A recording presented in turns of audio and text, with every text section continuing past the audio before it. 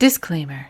We are interested in everything and experts in nothing. We enjoy learning, but get it wrong sometimes. We mean no disrespect, and if we mess up, kindly correct us. Let's take this ride together, unless your intention is to cause harm or distress, in which case, with utmost haste, fuck right off.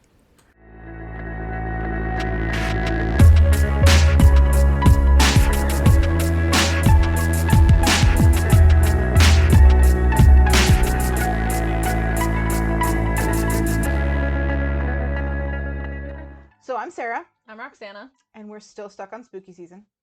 Probably forever. Spooky if we're season honest. is great.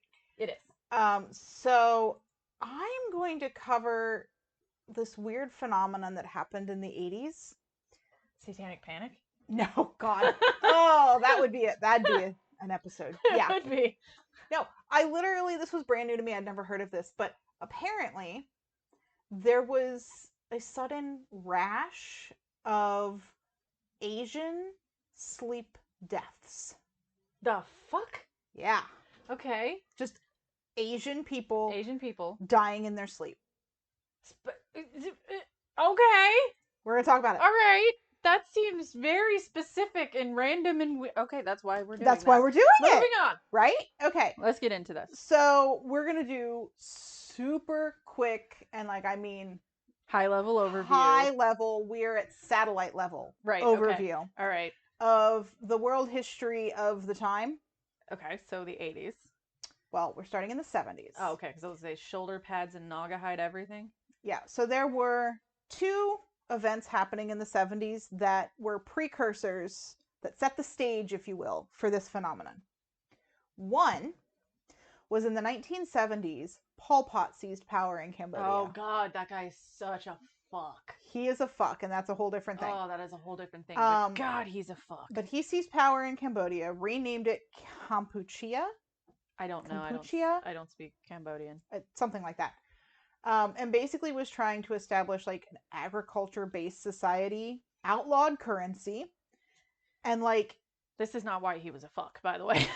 No, but also yes. But also yes, this led to the Cambodian killing fields. Exactly. He outlawed currency, outlawed the ownership of private property, and the practice of religion, and then set up rural farming communities and dispersed the population across them, which honestly basically just amounted to work camps is what they were. Did. Yeah.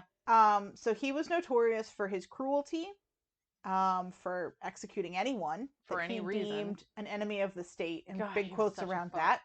Yes. And forcing his citizens to work until they died of starvation, disease, or just fucking exhaustion.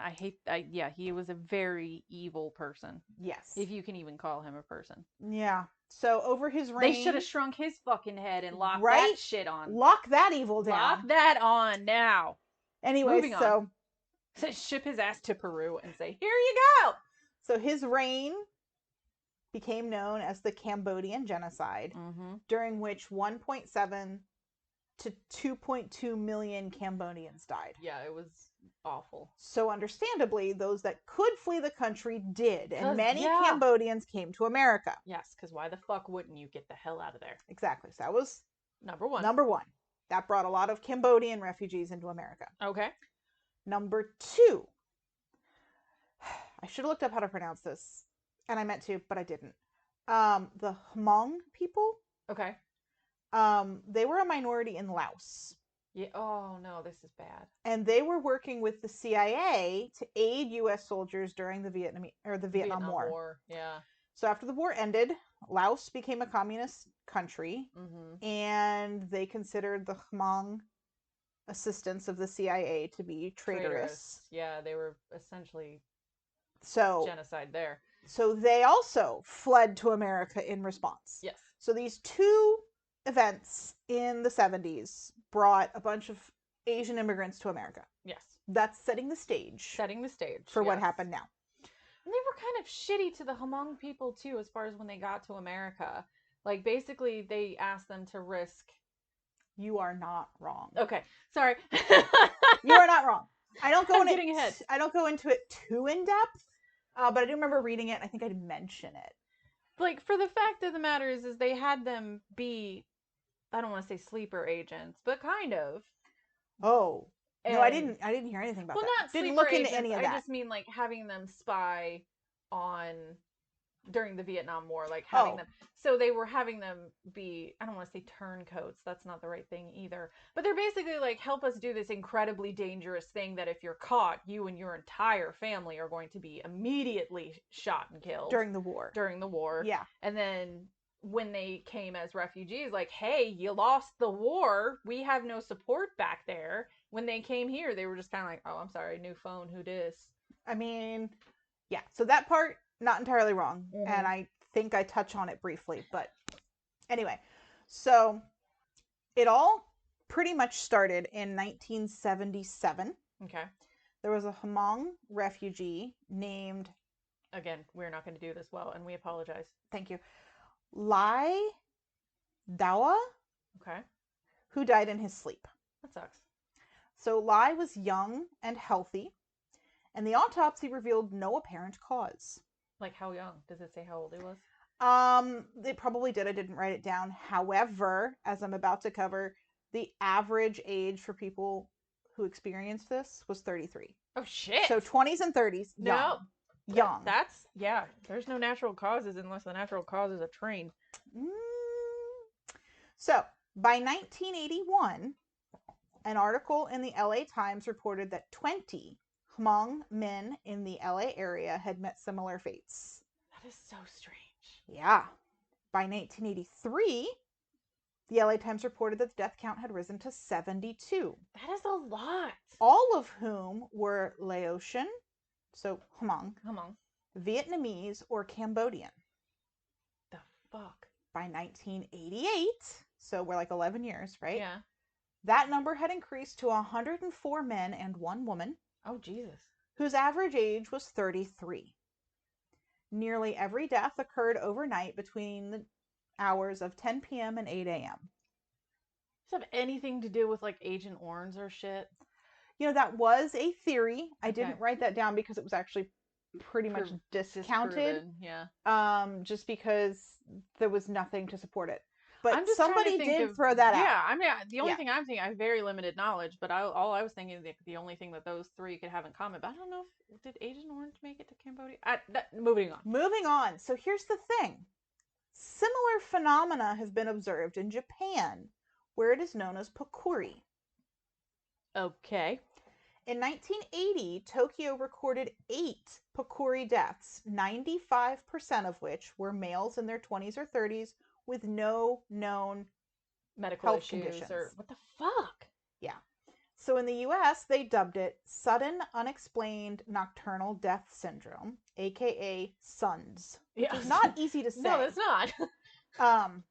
So So like adult SIDS? basically, but it's Yeah. only Asians and Only it's almost Asian- only Asian men. Okay, all right, this is weird. It's very weird. Okay. So, in the United States, some claimed that they had heard the SUNDS victims complaining of nightmares over the days before their deaths. Oh, that doesn't make it any less creepy. In the Philippines, they have seen this phenomenon and they called the deaths Bengugut. Bengungut. Again, we are. I don't speak Filipino. No. Is that what it is? It's Tagalog. Tagalog. Well, I don't speak it. Yeah. Whatever they speak in the Philippines, I don't. Yeah. Some So- areas speak Spanish, but most speak Tagalog. In any case, that word means nightmare. Holy fuck. Like a nightmare that legit kills you. Exactly. Holy fuck. So, the victims had no previous history of heart problems. However, autopsies basically chalked it up to their heart just stopped. Their heart just stopped. Okay. Yeah. But no heart attack or coronary. All right. So, the autopsies did reveal many of the hearts were enlarged, and Okay. most showed defects in the electrical conduction systems, which appeared to be congenital. It did not find any traditional signs of heart disease, as Okay. we would know it. So you just woke up one day and your heart was like, you know what I'm going to do? I'm going to pretend like I've been broken since birth. Yeah, so medical professionals theorized that these defects in the electrical conduction systems, when paired with high stress levels such as work being forced to or being move to a forced different to- country, Yep. made the heart susceptible to overload by even small electrical surges, and then would fail. Okay. The doctors did say that nightmares could create a big enough surge. Oh my god! So if you watched a scary movie and then had a bad dream, it's literally gonna kill you? So, okay. one doctor theorized that a genetic predisposition, so the heart defect, Right. high stress levels, like moving to a A different fucking country war. after fucking genocide, Yeah. and poor diet all worked together.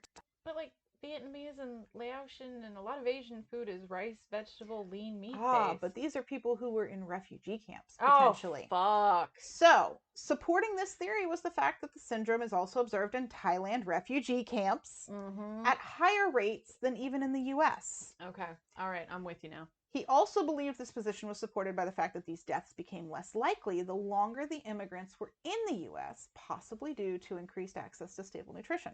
That also makes sense. Yes. Yeah. So, one professor, Sherry Adler, Mm-hmm. wrote a paper on the phenomenon in 1995 called Refugee Stress and Folk Belief Among Sudden Deaths. Okay. Which she then followed up by a book in 2011 called Sleep Paralysis, Nightmares, Nocebos, and the Mind-Body Connection. Okay, but sleep paralysis and fucking dying are two separate things. So, Adler contends that what ultimately killed this men was their belief in spirits. She argues that many cultures have a spiritual explanation for sleep paralysis, usually attributing the phenomenon to evil spirits. Yeah. So, physically, what happens during sleep paralysis is that your brain states get kind of mixed up. Right. So, as we move into REM sleep, our bodies are paralyzed on purpose. Right. Essentially as a safety measure to keep us from acting out our dreams. Right. Because we could fuck ourselves up that way. We really could. Yeah. I would be throwing myself off the bed all the goddamn time. Right.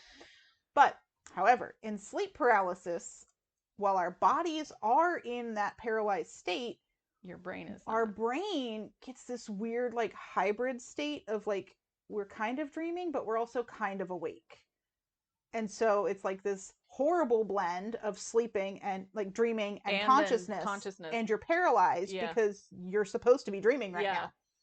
So the Hmong in particular believe that they must worship properly in order to have protection from their ancestors against evil spirits. Okay. Or Da Cho. A deity of some sort? That's the evil spirit. Da Cho. Okay, Da Cho. Due to the social upheaval of the 1970s, many Hmong faced challenges that prevented them from worshiping in the ways that they would be accustomed to, yeah. Mm-hmm. So this would have left them open to spiritual attacks according to their customs. According to their belief, okay. So, making things worse, when they came to the U.S., their communities were scattered and spread far and wide. Yeah. So, like, a lot of times when we see a big influx of immigration, like they set up in these, like, you know, Chinatown or like Italian, like Little Italy, and right? All those areas of New York, like all the boroughs. That didn't happen for the Hmong people. They got scattered. Yes, they did. So that meant that their shamans, who would have helped them the minute that they realized that they were having spiritual attacks, were not around. No one. So they had no support spiritually. Yeah. So the attacks themselves are called Cho Chua. Okay. So, because they were susceptible and then they experienced it and they couldn't get their shaman to help them. Okay, that's fair. Adler argues that they were left feeling vulnerable, which would have added to their terror.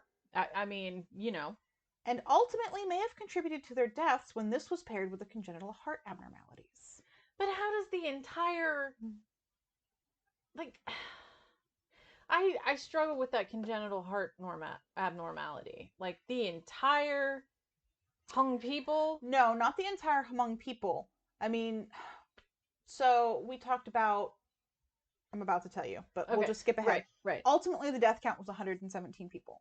Oh, okay. That's the total number that died over the course of this time. I think there was something like 30,000 refugees. that came to okay. America. All right. So it's a lot of people, but also in the grand scheme In the of grand things, scheme of things, it's not. Okay, I follow now. But they're arguing that this particular genetic abnormality, because the Hmong people were fairly genetically isolated previous to this. Yeah, okay, I'm with that you it's now. more prevalent than it would have been Right. in the normal population. No, I got it. It's like the God, I'm not gonna say it right. The Akashani Jewish people and hemophilia. Could be, yeah. Yeah, I didn't say the first part right. But I think I know what you mean. Eastern European Jewish people having a predilection towards genetically having predisposed to potential hemophilia or something like that. Right. Or sickle cell or something like that. I don't remember. Some kind of blood sickle disorder. cell is interesting, but that's probably not that. I don't think it was sickle cell, but I'll look it up later. Okay. In any case, so because they were fairly genetically isolated, it was more common there. Or the blue people of Kentucky. The blue people of Kentucky. Well, that's specifically inbreeding, so they were all related. I'm just saying genetic isolation. All right. Anyway, more prevalent in this population than would be in the overall world. Yes. So, while the nocebo effect has not been studied due to its ethical implication, the flip side, which is the placebo effect, has been well documented and supported scientifically. So basically, the placebo effect is because you think something good is going to happen or you think something will work, it does. The nocebo effect is the flip being, I think something bad's going to happen or something won't work. Okay. So it doesn't. Right? I was completely wrong. It's called Tay-Sachs disease. It's a rare inherited condition that mainly affects babies and young children. I've heard of that. So, yeah, it's Ashkenazi Jewish descent. Yeah. Which is most Jewish people in the UK, apparently. Oh, interesting. Thank you, Google. Anyway, so it stands to reason that if our beliefs can positively impact us, which has been scientifically supported, that it may be possible that they can hurt us also as well. Also negatively impact us, okay. But because of ethical experimental procedures, you can't intentionally set up an experiment that you expect will harm people. No, you can't do that. Doesn't work, so we just have to assume. But they did do a study in China, which did provide some evidence to support the nocebo effect. Okay. So, per The Atlantic, quoting now, a team of researchers found that Chinese Americans die younger than expected if they have a combination of disease and birth year, which Chinese astrology and medicine considers ill-fated. Oh. So that is to say, if they were born in a year that was astrologically linked to poor lung health, then they would die an average of 5 years earlier from lung-related disease than someone born in some other year with the same disease. Oh, weird. Yeah. So similar effects were not found in white populations around them. So basically, how much sooner you died depended on the people's strength of commitment to traditional Chinese culture. Okay. So that was a study on what's already happening versus an experiment. An experiment. But there's something out there to support it. It's I mean, the mind is a powerful thing. If you can convince yourself that good things are going to come, you can also convince yourself bad things are going to come. 100%. That's usually depression, but sometimes demons. Why not? Yeah. So the other D. Yes. As I said before, ultimately the death count was 117, and then it stopped. Okay. It's done, at least in the U.S. It's no longer it's not happening. Thing happening. Okay. But the Unexplained Deaths inspired the spooky season classic, Nightmare on Elm Street. Oh. That's where it came from. The idea that a dream could kill you. Yep. Huh, that's kind of surprising. I mean, that is not a connection I would have made on my own. But that's where it came from, because I was watching the movies that made us, and I've never seen Nightmare on Elm Street. I haven't either, don't worry. But I did watch the movies that made us, and they said that Wes Craven heard about this, and that's what inspired him to write the movie. Some damn creative people out there. I know, right? I'm not a big fan of horror movies, so that's why I haven't seen them. I've seen enough clips of them to know the gist of Nightmare on Elm Street. Same thing with Friday the 13th and Halloween and all that shit. Yeah, I've never seen any of those. I haven't either. Okay, anything with a jump scare, I'm out. Because I jump scare at shit that's not supposed to jump scare you. See, it's not the jump scare that gets me, it's the suspense that gets me. I fucking hate suspense. I hate suspense as well. I'm not a fan. but jump scares are the worst because I jump scare so easily that Yeah. it's just non-stop. Like when everybody else is jumping and gasping, that's my 50th. So I'm exhausted and I have no desire to finish this fucking movie.